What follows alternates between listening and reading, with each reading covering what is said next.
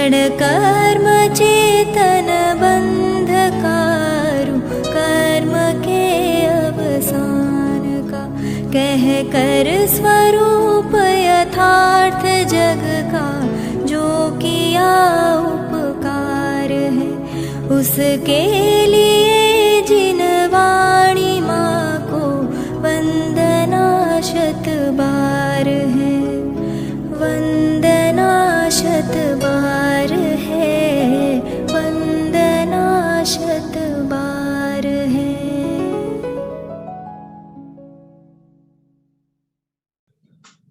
सर्वान्तवत् तद्गुणमुख्य कल्पम्, सर्वान्त शून्यं च मिथोनपेक्षम्, सर्वापदामन्तकरं निरन्तम्, सर्वोदयं तीर्थमिदं तवैव, सर्वोदयं तीर्थमिदं तवैव।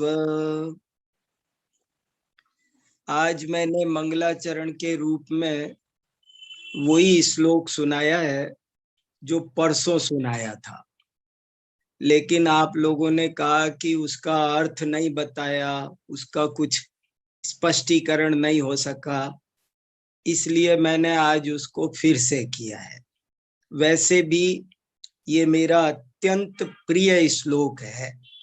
अगर कोई मेरे से कहे कि स्यादवाद पर छांट करके 5 श्लोक हमको दे दो, तो मैं एक ये जरूर से जरूर दूंगा। स्यादवाद से संबंधित 5 प्रमुख श्लोकों में इसका नाम आ ही जाएगा, ऐसा ये महत्वपूर्ण श्लोक है।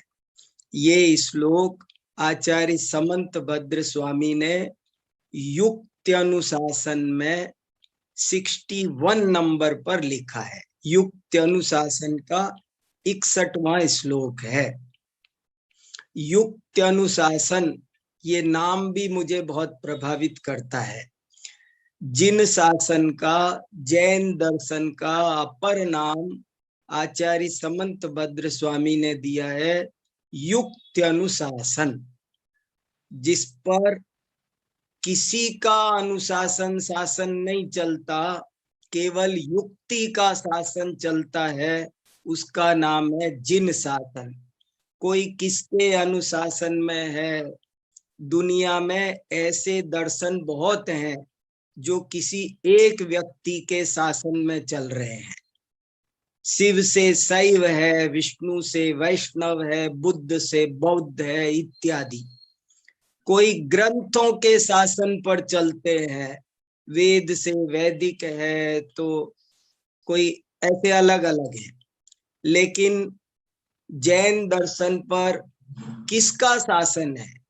जैन दर्शन पर किसी का अन्य का शासन नहीं है, केवल युक्ति का शासन चलता है। इसलिए ये नाम भी मुझे बहुत शिक्षा देता है, बहुत बड़ी शिक्षा तत्व ज्ञान के अभिलाषी को ये नाम देता है। और इसका ये 61वां श्लोक तो कहना ही क्या, स्यादवाद का सारा महत्व इसमें भरा हुआ है, स्वरूप भी भरा हुआ है। इसका हिंदी में अर्थ ये है, सर्वांतवत् तद गुण मुख्य कल्पम।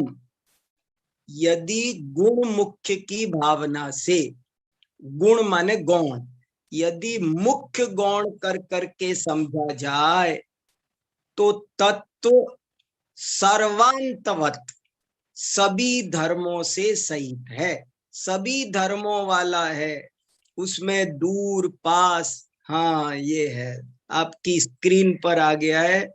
सर्वांतवत् तद्गुण मुख्य कल्पम, क्रांतिकारी श्लोक है। इस श्लोक ने एक युग बदल दिया। और आपको जानकर आश्चर्य होगा कि सबसे ज्यादा उद्धृत किया जाने वाला श्लोक है। कम से कम हजारों जगह ये श्लोक उद्धृत मिलता है।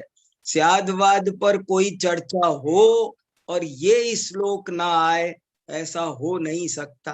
और उसके अलावा भी और बातें हैं।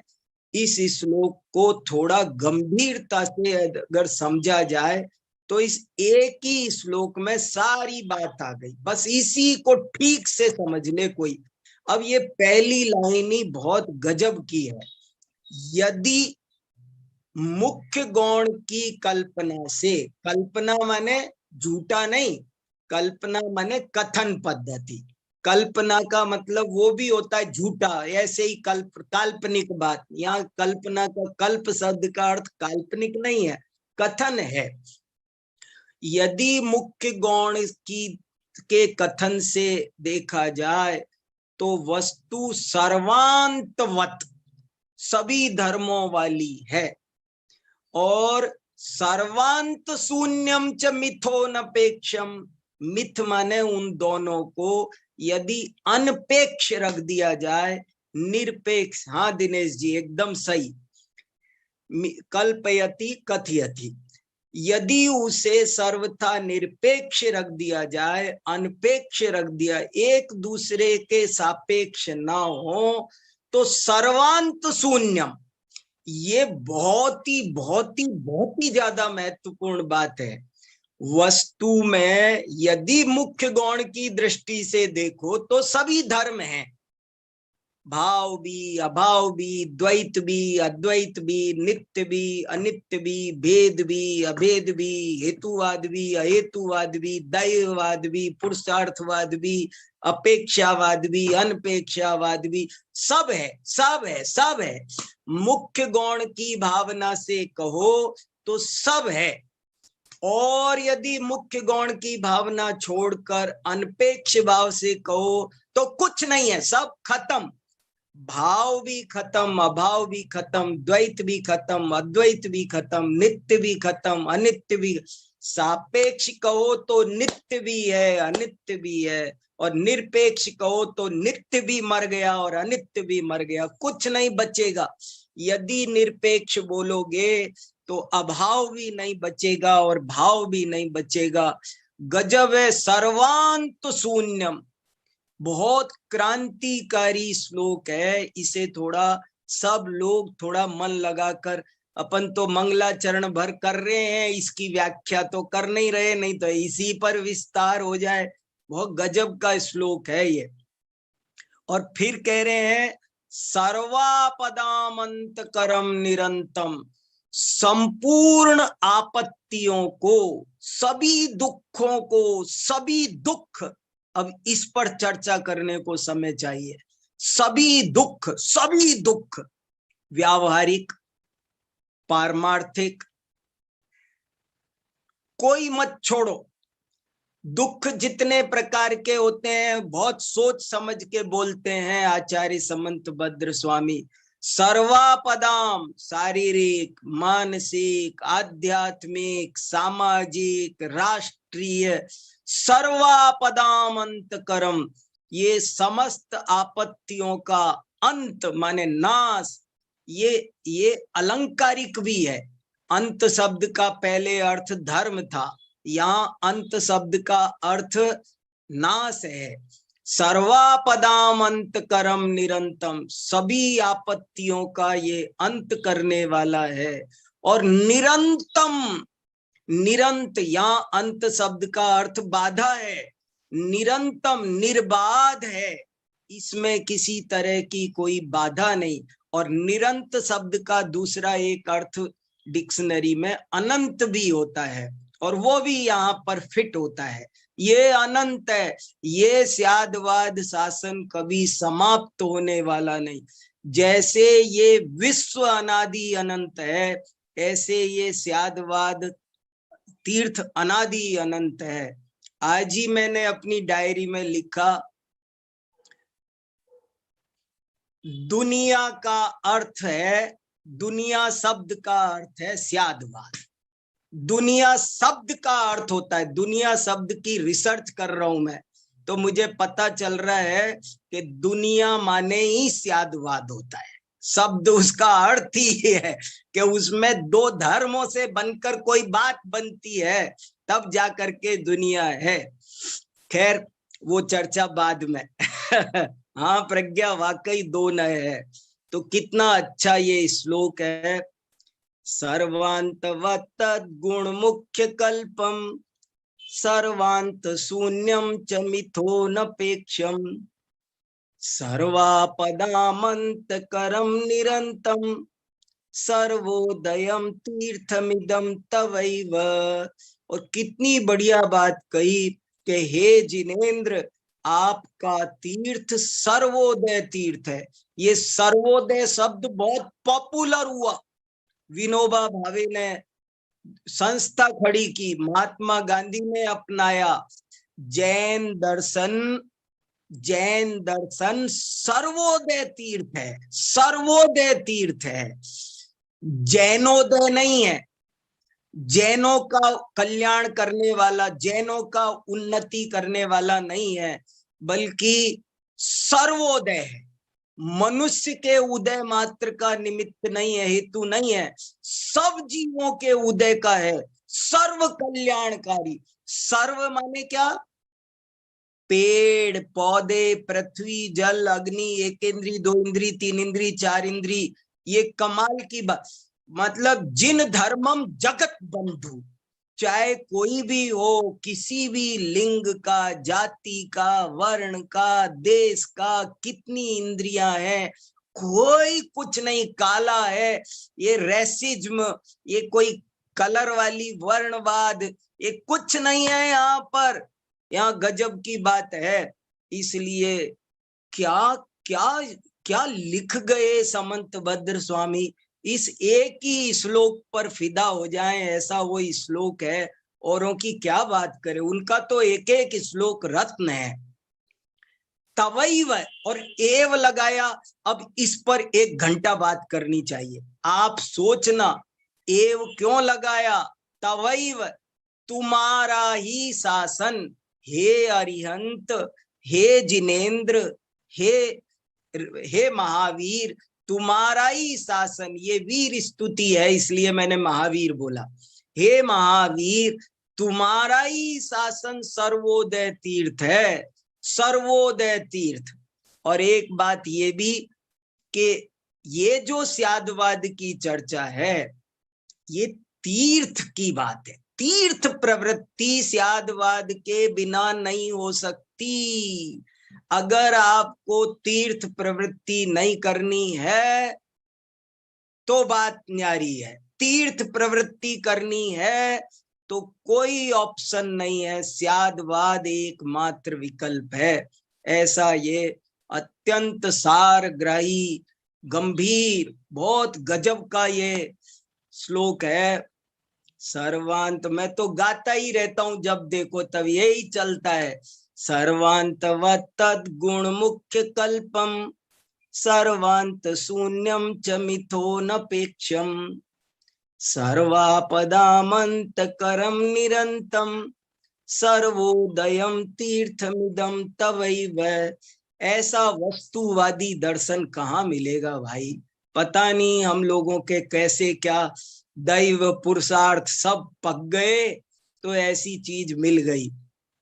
चलो हम लोग पढ़ते हैं अपनी आप्तमीमांसा। तो बहुत बढ़िया 9वां परिच्छेद चल रहा है। 8वां और 9वां ये दोनों परिच्छेद कारक तत्व मीमांसा के हैं। ये समझ में आया हमको कुल मिलाकर के 8वां और 9वां ये दोनों परिच्छेद कारक तत्व मीमांसा के हैं। तो आज अपन शांति से इसको थोड़ा पढ़ लेते हैं, ये क्या कहना चाहते हैं। अर्थ अपन ने अपनी तरफ से कर लिया था, मैंने काफी कुछ बता दिया था, काफी बात स्पष्ट हो गई थी, फिर भी कुछ विशेष बात होगी, इसलिए इसको पढ़ते हैं। देखिए, पर को दुख देने से पाप का बंध होता है और सुख देने से पुण्य का बंध होता है। इस प्रकार के एकांत का निराकरण करने के लिए आचार्य कहते हैं, पापम ध्रुवम परे दुखात पुण्यम च सुख तो यदि अचेतना कसायौ च बद्धेयाताम निमित्ततः।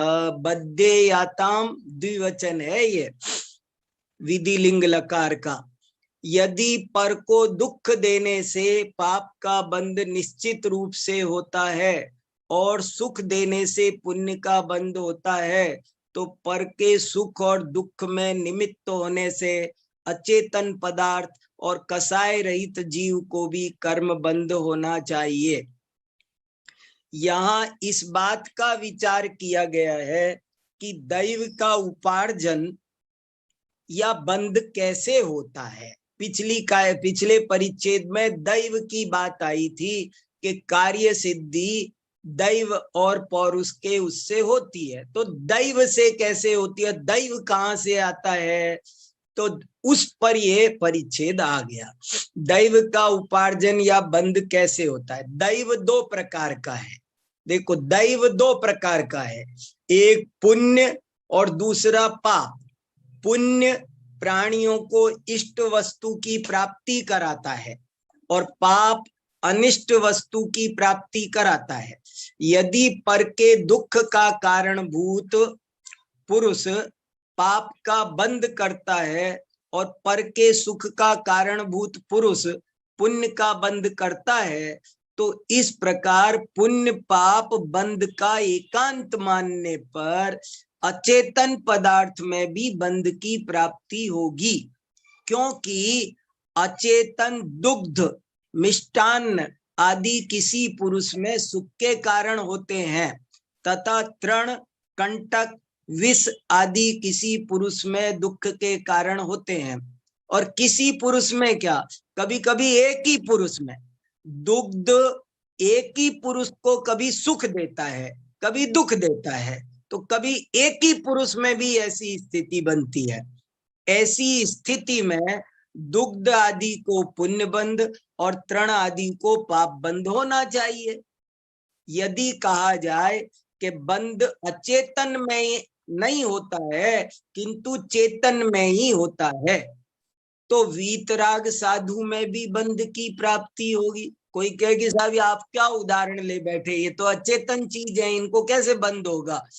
तो ठीक है, चेतन में भी जो वीतराग हैं उनको बंध होने लगेगा, क्योंकि वीतराग आचार्य अपने शिष्यों के सुख और दुख का कारण होता है। वह उपदेश शिक्षा आदि के द्वारा उनके सुख का कारण होता है और दीक्षा दंड आदि के द्वारा दुख का कारण होता है। इसलिए वीतराग आचार्य को भी पुण्य और पाप का बंध होना चाहिए, किंतु ना तो अचेतन पदार्थ बंद करता है और ना वीतराग ही बंद करता है। इस प्रकार पर के दुख का हेतु होने से पाप बंद और सुख का हेतु होने से पुण्य बंद होता है, ऐसा एकांत मानना ठीक नहीं है। तो फिर क्या ठीक है, देखो, अपने को दुख देने से पुण्य बंद होता है और अपने को सुख देने से पाप बंद होता है। ये दो एकांत हैं बड़े भारी, और दुनिया में इस तरह के दो भाग, दो संप्रदाय पाए जाते हैं। जो एक कहता है अपने को सुख दो, ऐसे लोग हैं जो कहते हैं अपने को सुख दो बस कैसे भी कर। एक कहता है अपने को दुख दो, एक कहता है पर को सुख दो। इस तरह की धारणाएं चलती हैं। इस प्रकार के एकांत का निराकरण करने के लिए आचार्य कहते हैं पुण्यम ध्रुवम स्वतो दुःखात् पापम च सुखतो यदि वीतरागो मुनिर्विद्वांस ताभ्याम युञ्ज्यात् निमित्ततः। दो विचारधाराएं।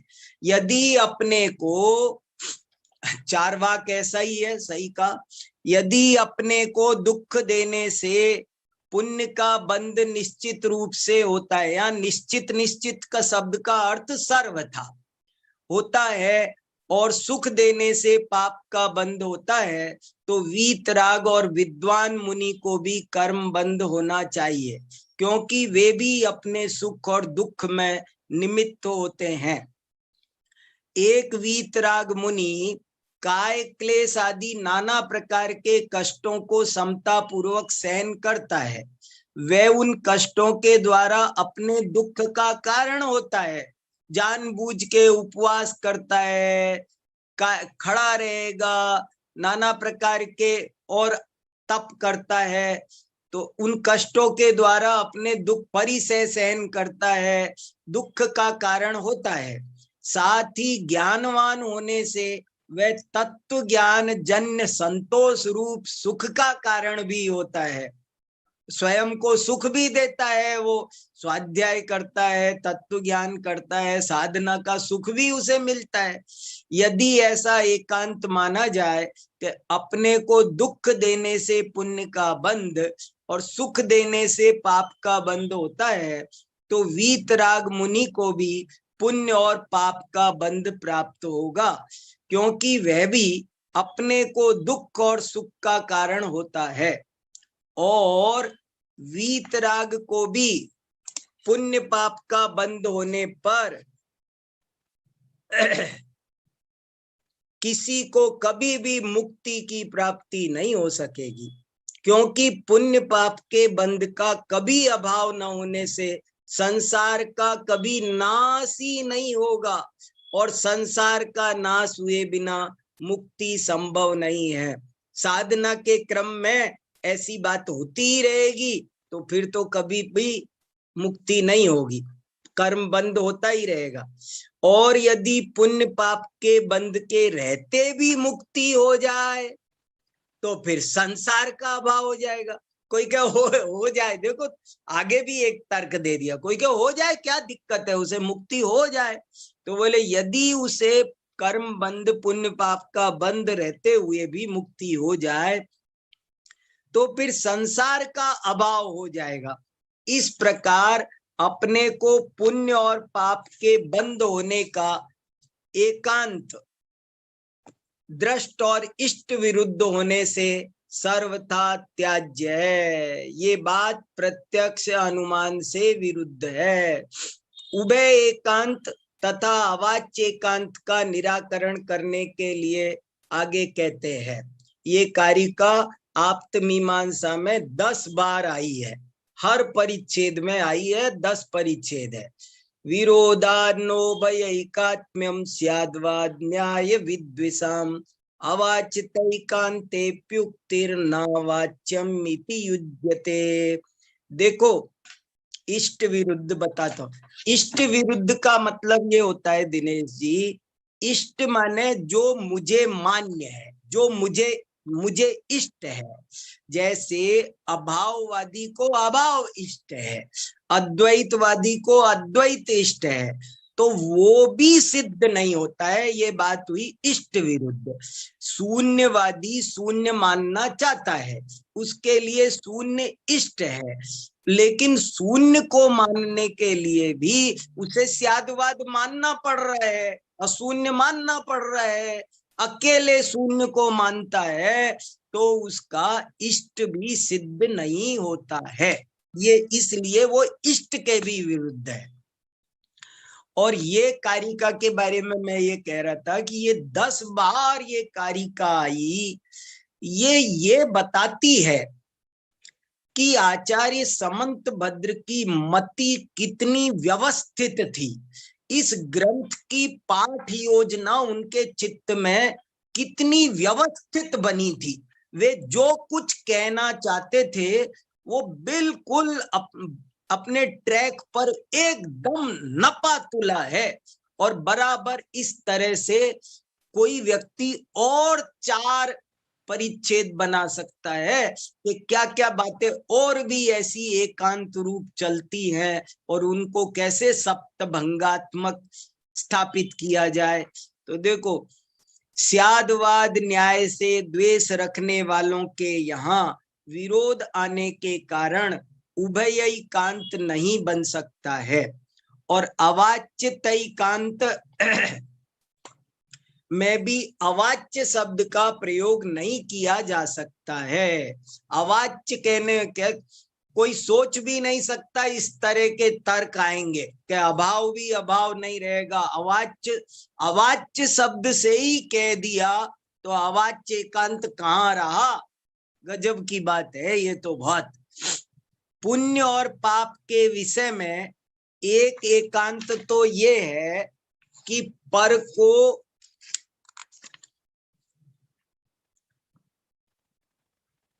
को दुख देने से पाप का बंध होता है और सुख देने से पुण्य का बंध होता है। एक एकांत तो ये है कि पर को दुख दोगे तो पाप का बंध, सुख दोगे तो पुण्य का। और दूसरा एकांत ये है कि स्वयं को दुख देने से पुण्य का बंध होता है। देखो यहाँ वो अभी चारवाक वाली बात नहीं है जो हम कर रहे थे। स्वयं को सुख देने वाला मामला दोनों ही तरफ नहीं है। स्वयं को दुख देने से पुण्य का बंध होता है। वो तो ये कहता है, एक कह रहा है दूसरे को सुख दो बस, एक कह रहा है स्वयं को दुख दो बस। स्वयं को दुख देने, लोगों ने स्वयं को दुख देना धर्म समझ रखा और बड़े बड़े लोग अपना जीवन बर्बाद कर रहे हैं। ये बहुत इंपॉर्टेंट बात है, मैं थोड़ा जोर देना चाहता हूं। स्वयं को दुख देने के चक्कर में बहुत लोग अपना जीवन बर्बाद कर रहे हैं। बस ये सोच रहे हैं कि बस जैसे अगले जन्म में सारे लड्डू मुझे ही मिलेंगे। अपने को दुख दे रहे हैं।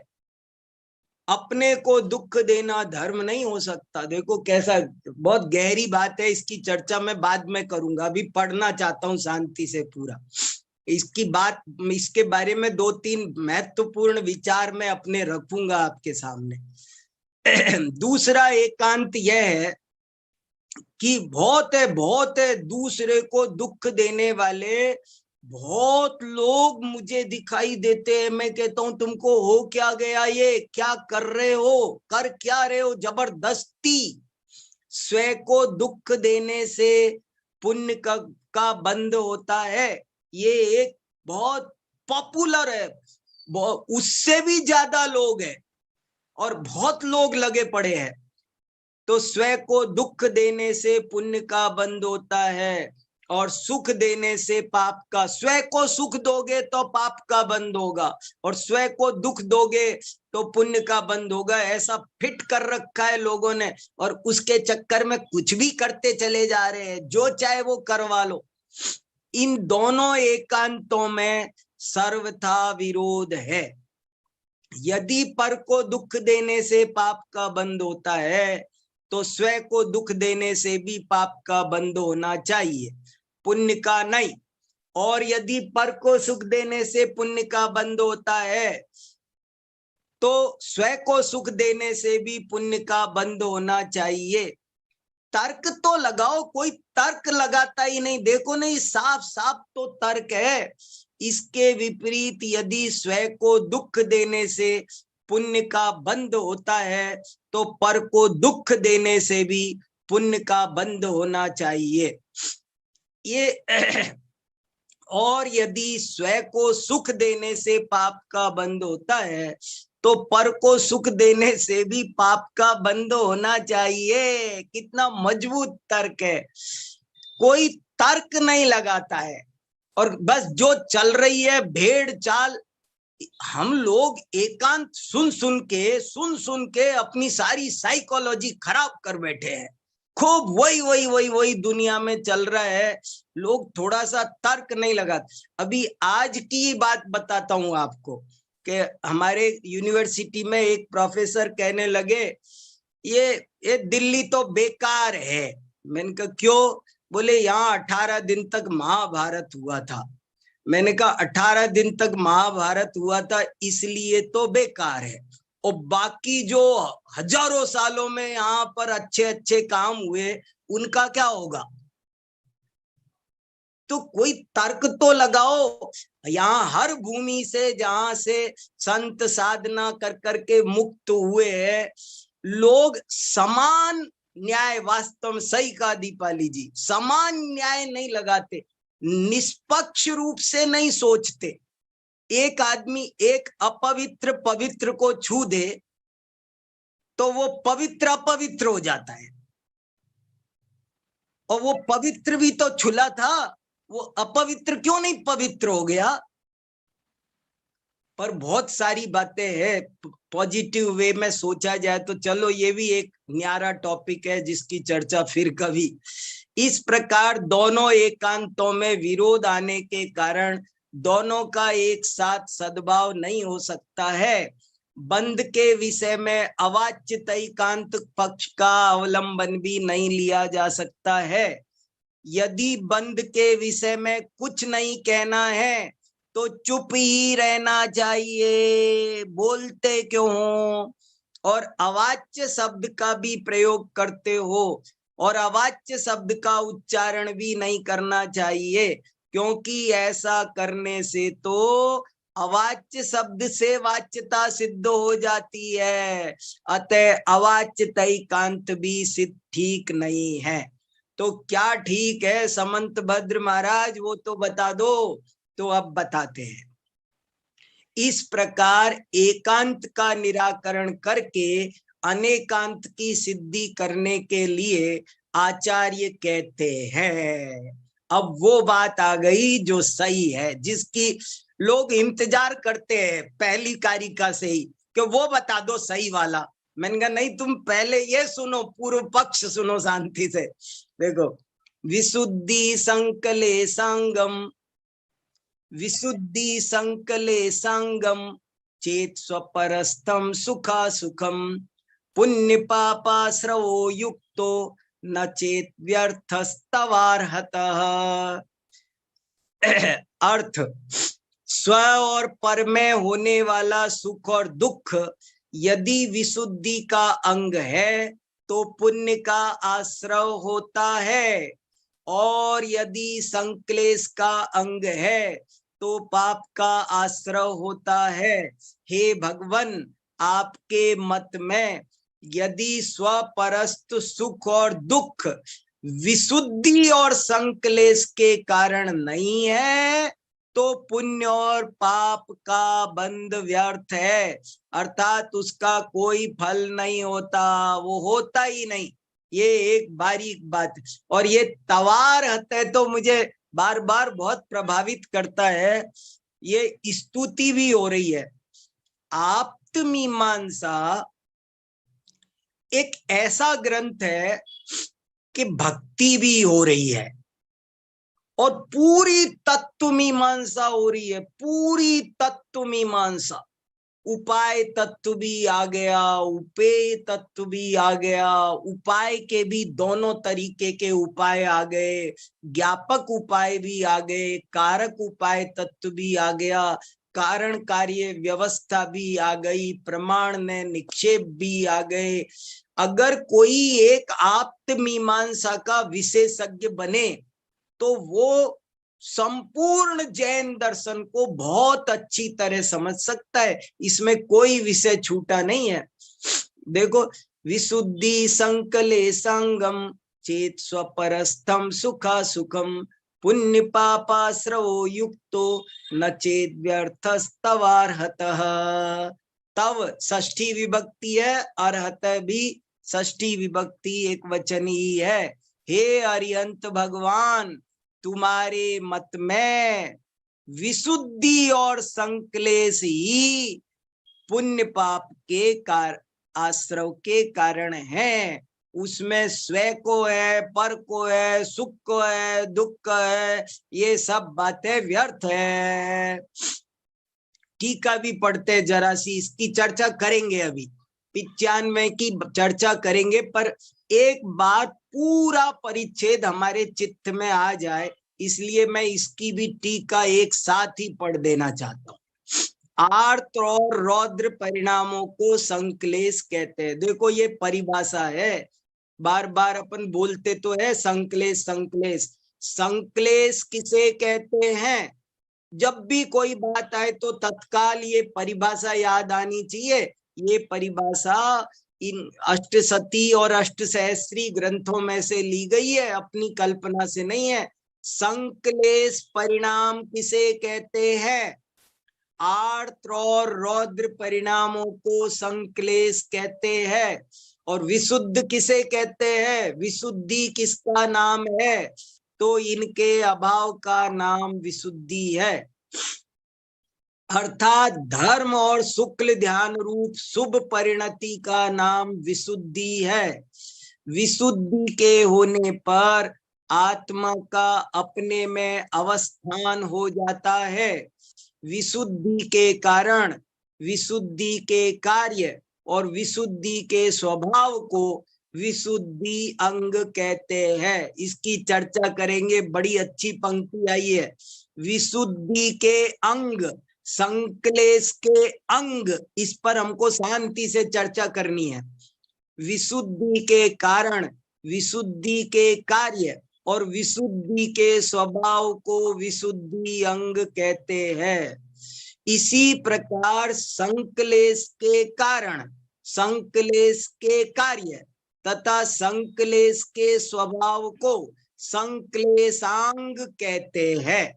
सम्यक दर्शनादि विशुद्धि के कारण हैं। विशुद्धि रूप परिणाम विशुद्धि का कार्य है तथा धर्म ध्यान और शुक्ल ध्यान वो विशुद्धि का फल है, विशुद्धि का स्वभाव है।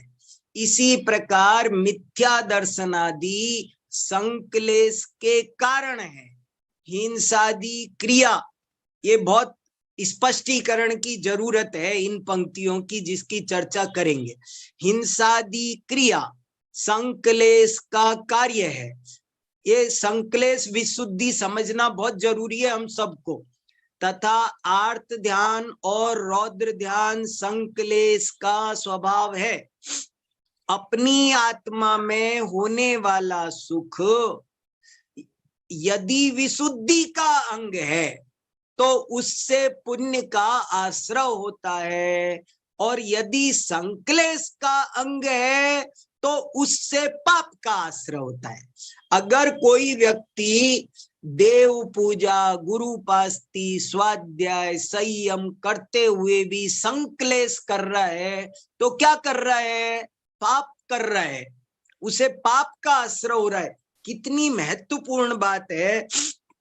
एक व्यक्ति किसी को आहार भोजन करा रहा है और भोजन करते हुए भी वो, कराते हुए भी वो संक्लेश कर रहा है।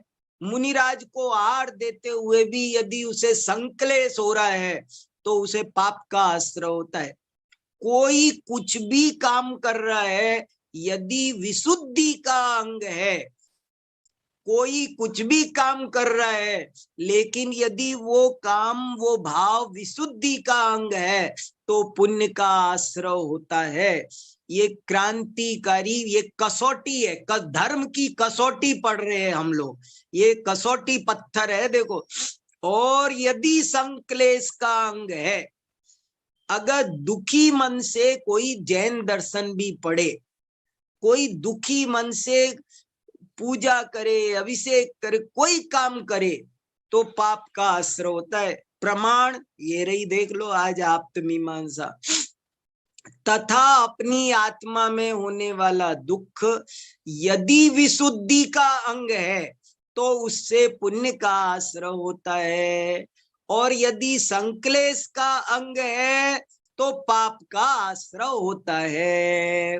देखो अब इससे ये स्पष्ट हो रहा है कि मुनि महाराज जब केस लॉन्च करते हैं तो वो विशुद्धि का अंग है या संक्लेश का अंग है। जब मुनिराज परिसय सहन करते हैं, दिखने में दूसरे को लगेगा वो उपसर्ग सहन कर रहे हैं, परिसय सहन कर रहे हैं, काय क्लेश कर रहे हैं, लेकिन यदि वो काय क्लेश भी विशुद्धि का अंग है तो पुण्याश्रव का कारण है। और यदि वो और कोई गुरु के चरणों में गुरु की वही आवृत्ति करते, स्वाध्याय करते हुए भी संक्लेश परिणाम है तो उससे उसे पाप का आश्रय होगा। गुरु के साथ विहार करते हुए, तीर्थ यात्रा करते हुए भी परिणाम खराब करे तो इसी प्रकार, हाँ बहुत महत्वपूर्ण विषय है ये, तो अभी शांति से पढ़ेंगे। मैं एक बार पूरा पढ़ने का मेरा विकल्प है, पूरा हो जाए तो थोड़ा सा ही बचा है बस जरा सा। यदि संक्लेश का अंग है तो उससे पाप का आश्रय होता है। इसी प्रकार दूसरे की आत्मा में होने वाला सुख यदि विशुद्धि का अंग है तो उसे पुण्य का आश्रय होता है, और यदि संक्लेश का अंग है, चला गया, कोई बात नहीं, आज पढ़ना पूरा नहीं होगा ऐसा लग रहा है, बच्चा जरा सा ही है, पर कोई बात नहीं, हमको आगे भी चर्चा करने का मौका मिल जाएगा। अभी तो ये विषय बहुत महत्वपूर्ण है और चर्चा करनी जरूरी है इसकी। तो अभी अब आप लोग सुना सकते हैं कुछ, बहुत महत्वपूर्ण चर्चा है लेकिन ये। हाँ दिनेश जी सुनाओ कुछ, हाँ करो, थोड़ी चर्चा करते हैं अपन तब तक। जय जय डॉक्टर साहब। हाँ हाँ बताइए। बहुत अच्छी बात आई है ये वाली कि जैसे दुनिया में सारा इष्ट और अनिष्ट जो पदार्थ हैं उससे सुख दुख का मापदंड किया जाता है। हाँ तो यहाँ पर ये बड़ा जबरदस्त बात आई है कि उसका माप जो है परिणामों की संक्लिष्टता और विशुद्धि से है। बहुत बहुत ऊंची बात आई है। सब लोग दैव से कार्य सिद्धि होती है, दैव से कार्य सिद्धि होती है करते हैं, और फिर दैव कैसे, पुण्य कैसे, पाप कैसे, ये मुद्दा तो बहुत जरूरी था, इसलिए उन्होंने उठाया कि वो उसका मापदंड आखिर क्या हो। एक आदमी मंदिर में बैठकर भी पाप कर सकता है और दुकान में बैठकर भी पुण्य कर सकता है। एक व्यक्ति दुकान में बैठा है और एक मंदिर में बैठा है। अब देखो, छल नहीं ग्रहण करना, इसका ये तमाशा नहीं चल रहा है। हम बहुत ऊंची चीज पढ़ रहे हैं, इतनी हल्की सोच नहीं रखनी है। ये मतलब फिर तो है ना दुकान पे ही बैठ जाते हैं, ये मतलब नहीं है। हम बात बता रहे हैं कि देखो कहाँ क्या हो सकता है, कुछ पता नहीं है।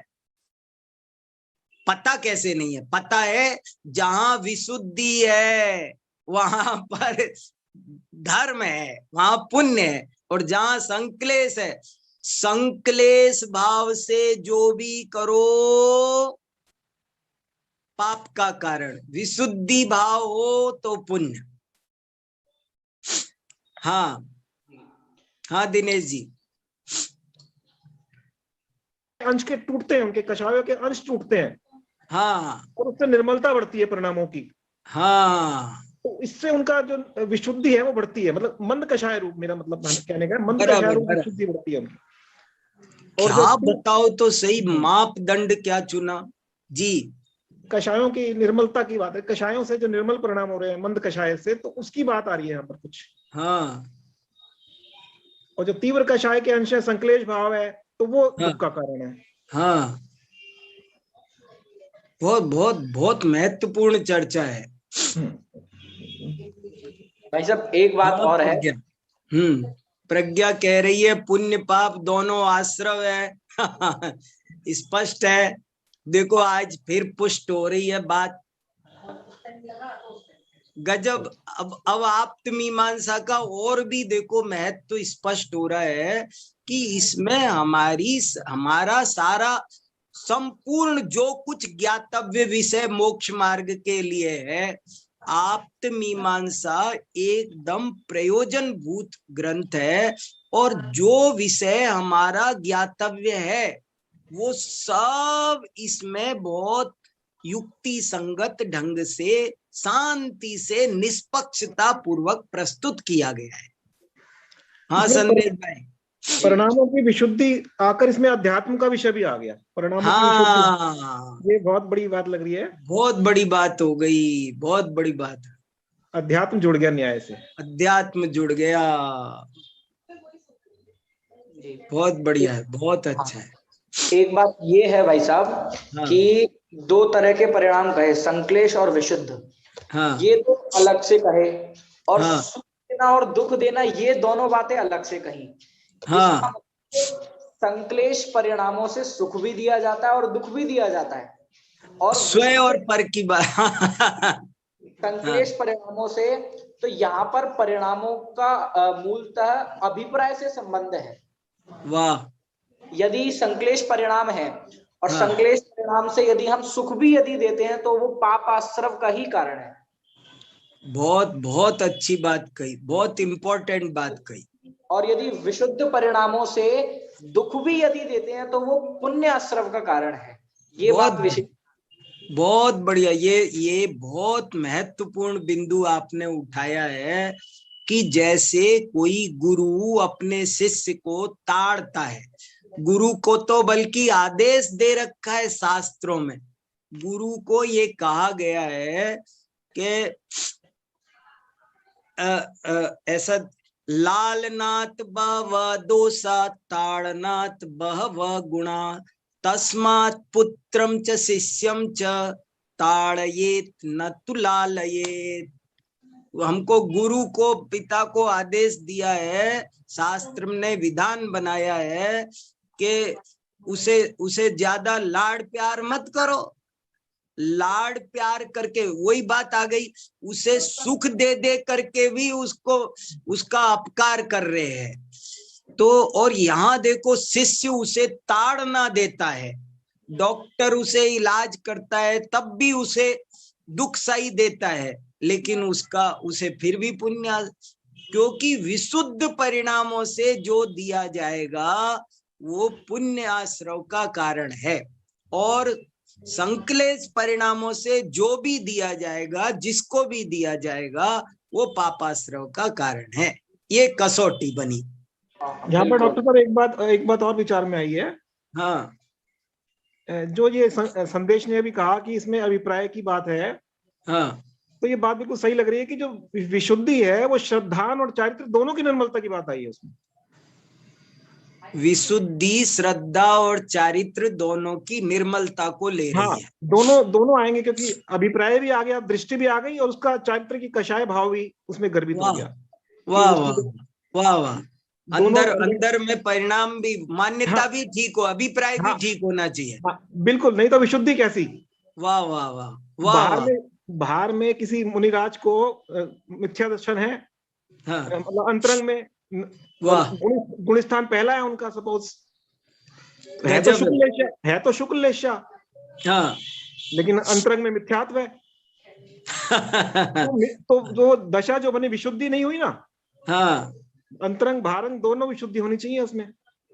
बहुत बढ़िया, बहुत बढ़िया। तो ये मेरे को विचार में आया, तो आप इस बारे में नहीं ठीक लग रहा है। विशुद्धि तभी तो परिणाम अगर अभिप्राय मान्यता गलत होगी तो भी विशुद्धि वैसी नहीं बनेगी ना। हाँ जी, विशुद्धि में पावर नहीं आएगी, कम से कम इतना तो कह सकते हैं ना। हाँ, अंतरंग शक्ति नहीं आएगी। अंतरंग ठीक है, ऊपर की विशुद्धि हो जाएगी, लेकिन पावर उसमें मिथ्यात्व होगा तो संक्लेश में पावर आ जाएगी। हाँ जी, हाँ, सही कहा आपने। सब एक बात और कुछ समझ में आ रही है कि यहाँ पर जो विशुद्ध परिणाम कहे हैं वो शुभ परिणामों की ओर से उनका कथन किया है, शुभ परिणामों को विशुद्ध परिणाम कहा है। तो जो शुक्ल ध्यान और धर्म ध्यान है वो शुभ परिणामों के अंदर रहे या शुद्ध परिणामों के अंदर रहे? धर्म ध्यान तो दोनों है ना जी। धर्म ध्यान में शुभ और शुद्ध दोनों को लिया है। शुक्ल ध्यान भले शुद्ध परिणाम रूप है, लेकिन धर्म ध्यान तो शुभ भाव रूप भी है। यहाँ पे शुक्ल ध्यान को भी शुभ के अंदर ही गिना है? नहीं, वो उसका मतलब, हाँ, ये पॉइंट कैसे लिया। शुक्ल ध्यान को शुभ में कैसे लेंगे? यहाँ दो ही पार्टी बनी है ना जी, वही। और पाले दो ही है, किस पाले में खड़ा करेंगे? बिल्कुल, यहाँ पर विशुद्ध परिणामों में शुक्ल ध्यान को लिया है और विशुद्ध परिणामों से पुण्याश्रव कहा है, तो कैसे बात बनेगी? विचारणीय विषय है। विचारणीय विषय है, सही है। हाँ, यहाँ दैव में तो पुण्य पाप ही है ना, तो दैव में तो वो शुद्ध भाव की अपेक्षा निर्जरा वाली बात नहीं आएगी मेरे ख्याल से। तो फिर शुक्ल ध्यान क्यों लिया? हाँ, उसका मेरे ख्याल वो पक्ष लिया शुक्ल ध्यान का जो पुण्य पक्ष परिणामों में जो जितना कषायांश बचा हुआ है जिससे कि बंद हो रहा है, मतलब मेरे ख्याल से। हाँ, क्योंकि दैव की रचना तो तभी होगी, दैव की रचना तो तभी होगी जब पुण्य होगा। सही कहा। और अगर शुद्ध भाव शुक्ल ध्यान है तो निर्जरा हो जाएगी, तो उससे दैव तो क्रिएट ही नहीं होगा, दैव तो बनेगा ही नहीं। हाँ, अगर निर्जरा हो गई कर्मों की तो दैव कहाँ रहा? हाँ हाँ, नया दैव तो नहीं बनेगा ना। जी हाँ जी हाँ जी हाँ। तो ये पॉइंट आ रहा है कि उसका जो बाह्य अंग लिया है उसका शुक्ल ध्यान का, कि शुभ भाव रूप, हाँ जिससे कि पुण्य जब सर्वार्थ स्थिति में पहुंच गए तो वहां पुण्य अतिशय पुण्य हो गया ना। हाँ, तो ये भाव आ सकता है ऐसा। ठीक, चलिए और लोगों को सुनते हैं। वैभव जी गोधा। हाँ पंडित साहब, देखिए पंडित साहब, इसमें एक भी चीज, ये भी चीज कंसिडर करना चाहिए अपन ने कि जैसे भोग भूमि का जो जीव है, हाँ, भूमि का जीव है, नियम से उसको तो पुण्याश्रय हो रहा है, तभी तो देवगति का बंद होता है उसको नियम से, हाँ, है ना। तो भोग भूमि का जीव नियम से देवगति में जाता है, तो मतलब हाँ, विषय भोग जो है वो पापाश्रय का कारण नहीं है। विषय भोग यदि पापाश्रय का कारण होता तो वो देवगति में कैसे जाता नियम से भोग भूमि का जीव, क्योंकि वो तो विषय भोग, तो वहां पे भोग भूमि वहां पे। तो जो आकुलता और निराकुलता पूर्ण जो, क्योंकि वहां पे आकुलता नहीं है किसी चीज की, अनुकूलता शक्ति, तो वहां पे आकुलता नहीं है किसी प्रकार की। इसके कारण बिना आकुलता होने के कारण उसको देवगति के परिणाम होते हैं। तो आकुलता जैसे देवगति का जीव है, वहां पे समानता नहीं है, अलग अलग देवों के भोग अलग अलग है, देवों की प्रजाति के भोग अलग अलग है, एक दूसरे की इच्छा का परिणाम है। यहाँ पे इच्छा का परिणाम तो है नहीं, क्योंकि सबके भोग एक समान है, देवगति में जा रहा है। तो विषय भोगों को अपन पाप आश्रय नहीं मान सकते हैं, पाप का कारण नहीं मान सकते। जो उसमें जो आकुलता निराकुलता के जो परिणाम हो रहे हैं वो पुण्याश्रय और पापाश्रय के कारण हो सकते। हाँ, चलो और सुनते देखते हैं, विचार करेंगे, सब पॉइंट पे सब पर चर्चा करेंगे। और अगला देखो संदेश भैया। उज्ज्वला जी। हाँ जय जिनेन्द्र सर। हाँ जी बताइए। मोक्ष मार्ग प्रकाशक में लिखा था, विशुद्ध परिणाम कषाय मिटाने का साधन होने से वे शुद्ध परिणाम के कारण भी है। हाँ, ऐसे परिणामों से विशेष ज्ञान प्रकट होता है। हाँ, तो विशुद्ध परिणाम के कारण से शुद्ध परिणाम होते हैं। हाँ, उनको कारण बताया शुद्ध परिणाम को, इसीलिए शुभ भी शुद्ध का चल रहा था ना। हाँ, तो मेरे ख्याल से इसका उत्तर वो जो हमने जितना हिस्सा नहीं पढ़ा है ना उसमें शायद ये रह गया है। हाँ, मतलब ये शुभ भाव, शुभ परिणाम, अभी जो बात हो रही थी अपनी, हाँ, उसी के कारण आगे शुद्ध परिणाम आते हैं। हाँ, ये कह रहे हैं। चलो देखते हैं और सुनना जरा। वीके जैन साहब। हाँ हाँ गुरुजी, मैं भी यही कह रहा था कि इसमें दैव के कारण की बात की गई है ना, तो इसलिए पुण्यासों की बात, दैव के कारण की बात की गई है, इसलिए पुण्यासों की बात की गई है।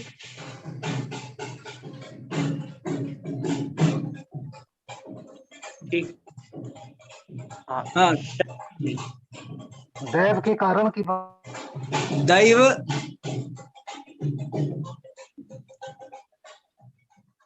क्या बोला समझ में नहीं आया मुझे, क्या बोला संदेश बताना। बोलिए। हाँ समझ में नहीं आ रहा वो क्या कह रहे हैं। दैव के कारण की बात की गई है, इसलिए पुण्यासों की बात की गई है। उनका ये कहना है कि यहाँ पर दैव की बात चल रही है, इसलिए यहाँ पर पुण्य और पाप आश्रव की ही बात की है, शुद्ध परिणामों की बात यहाँ नहीं है। हाँ ये पॉइंट हो सकता है, ये पॉइंट कुछ ठीक लग रहा है कि यहाँ पर दैव की बात, यहाँ कर्म के आश्रव की बात है ना, मुक्ति की बात ही नहीं है। दैव रहित, कर्म रहित होने की चर्चा नहीं है। और एक चीज और है गुरुजी, एक चीज और कहना चाह रहे हैं। जी बोलिए। हाँ, कि इसमें बताया गया है कि पुण्य आश्रयों के लिए विशुद्धि भी जो है वो इम्पोर्टेंट पॉइंट है। हाँ, विशुद्धि भी इम्पोर्टेंट पॉइंट है, विशुद्धि। हाँ, पुण्यासों के लिए विशुद्धि भी इम्पोर्टेंट पॉइंट है।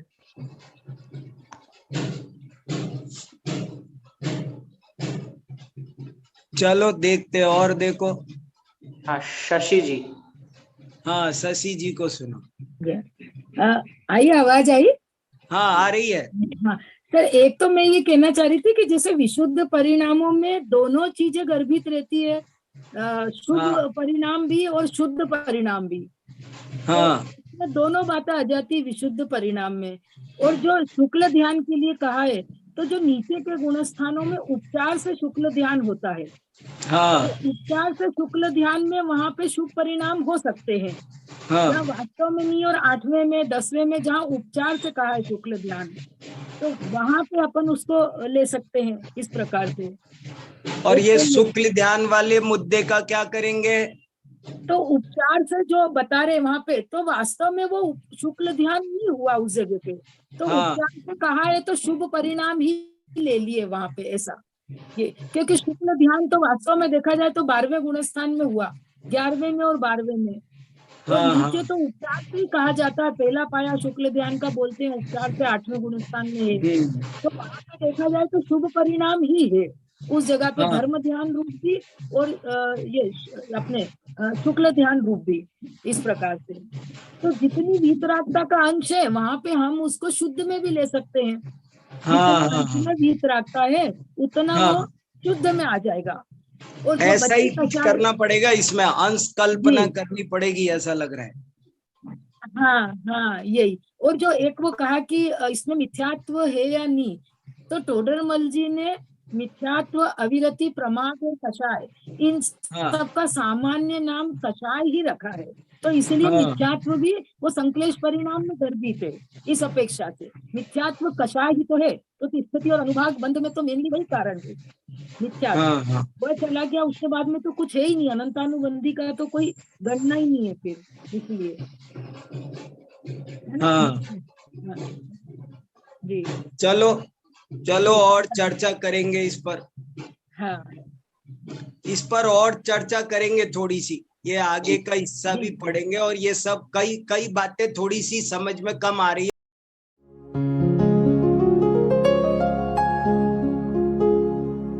निज निधि निज में बताए, यह अनंत उपकार है उसके लिए जिन वाणी माँ को वंदना शत बार है, वंदना शत बार है, वंदना शत बार है।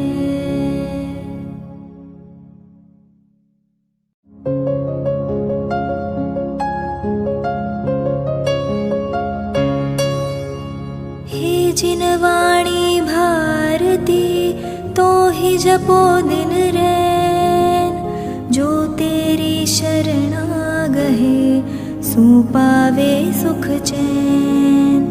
जा वाणी के ज्ञान दे सूझे लोकालोक, सो वाणी मस्तक नवो सदा देत हो ढोक, सदा